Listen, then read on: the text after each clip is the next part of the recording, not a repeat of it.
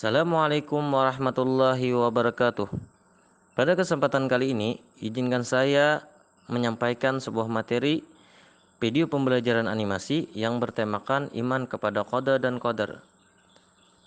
Baiklah, sebelumnya saya perkenalkan diri dulu. Nama saya Husin, kelas A17 dengan NIM 2281130810.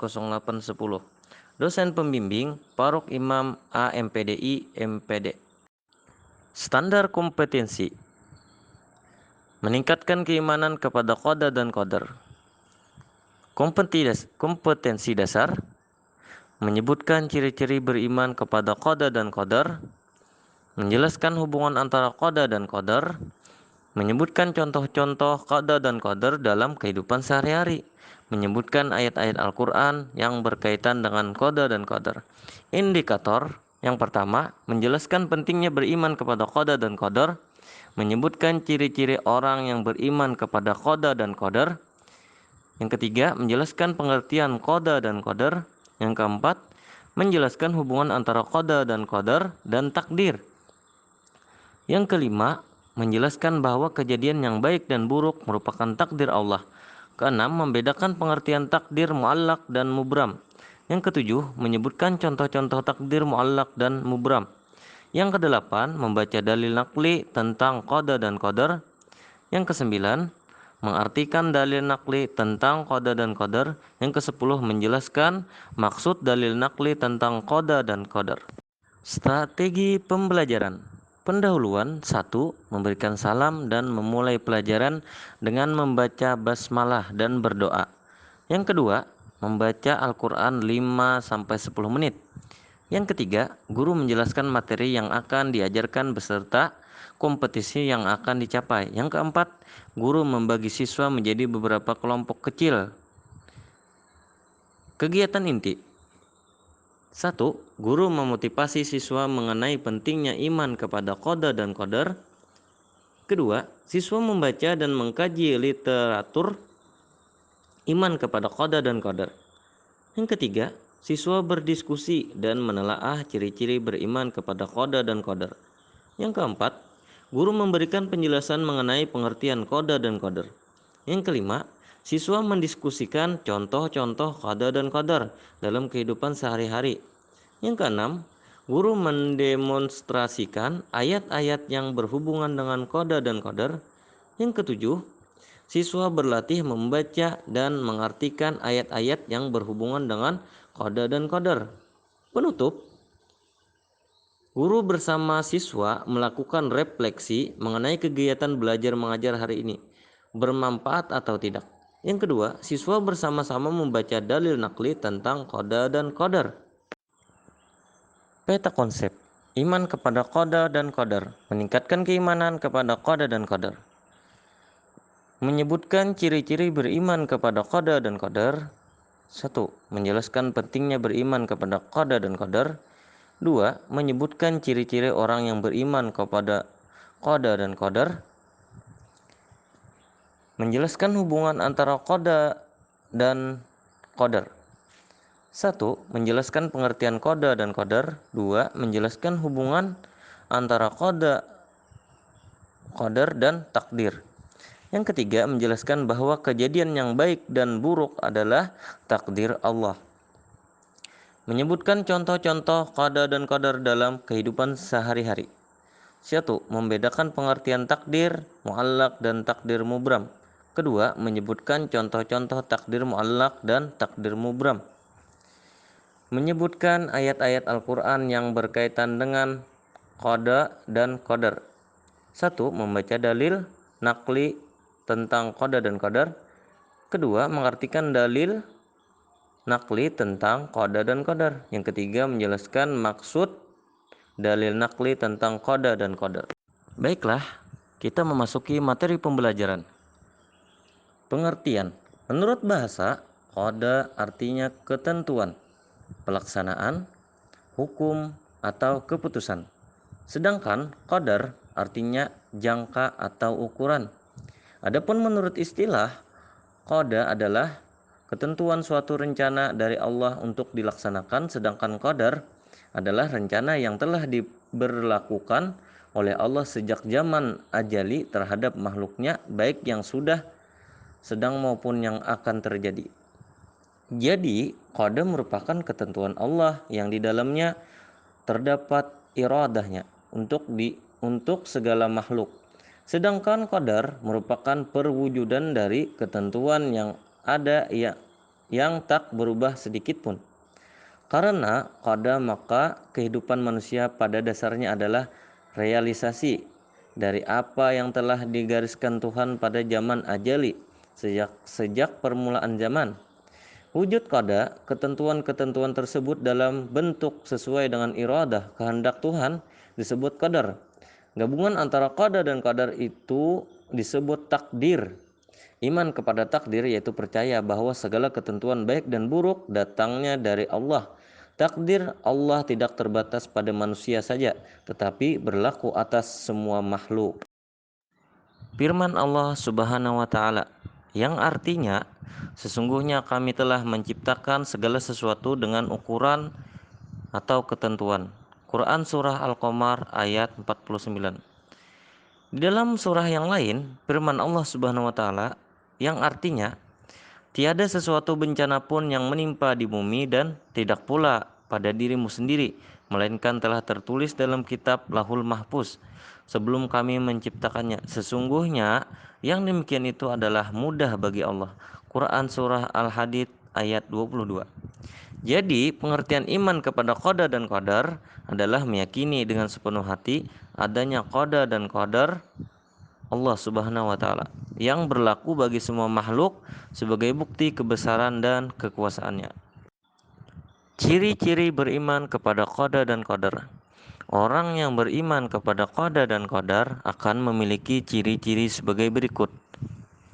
Yang pertama, ia tidak akan bersikap sombong dan takabur ketika mencapai kesuksesan ataupun keberhasilan. Yang kedua, tidak mudah putus asa jika menemui kegagalan. Yang ketiga, merasa yakin bahwa kesuksesan yang didapat semata-mata berkat karunia dan pertolongan Allah. Yang keempat, bersabar dalam menghadapi ujian dari Allah Subhanahu wa taala. Yang kelima, tawakal dan berdoa kepada Allah Subhanahu wa taala atas segala usaha yang telah dilakukannya. Yang keenam, tidak meminta pertolongan kepada selain Allah Subhanahu wa taala. Hubungan qada dan qadar. Qada dan qadar mempunyai hubungan yang sangat erat, ibarat berhubungan antara rencana dan pelaksanaan rencana tersebut. Qada adalah rencana dan ketetapan Allah Subhanahu wa taala, sedangkan qadar Allah akan selalu sesuai dengan qadanya.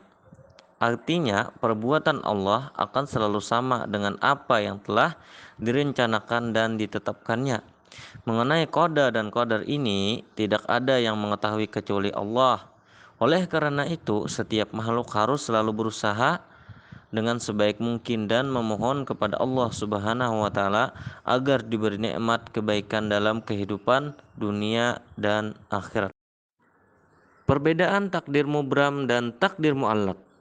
Takdir mubram yaitu ketentuan Allah Subhanahu wa taala yang sudah pasti berlaku atas manusia tanpa dapat dielakkan lagi meskipun dengan ikhtiar atau usaha.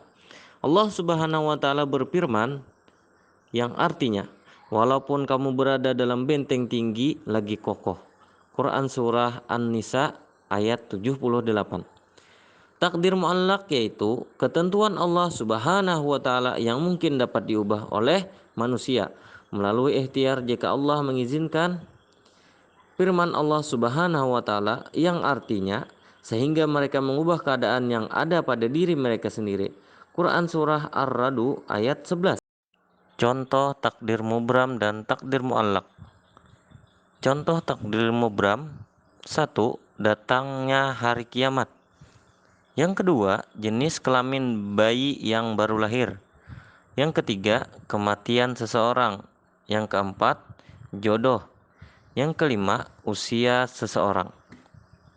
Sedangkan contoh takdir muallaq yang pertama, untuk menjadi pandai kita harus belajar dengan tekun dan sungguh-sungguh.